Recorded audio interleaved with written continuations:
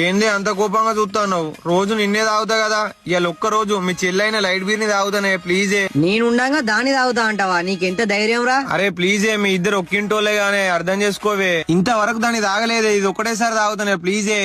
సరే ఇన్నిసార్లు అడుగుతున్నావు గనక ఓకే అన్నా అని దాని దగ్గరనే ఉన్నావు అనుకో, నీకు వలుగుతుంది రే. సరేనే.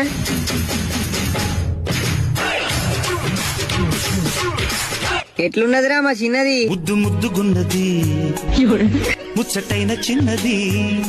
ఆహా అవునా చిన్నానా? మరి ఆ కుర్రోడు తాగితే నీకేమనిపించిందే?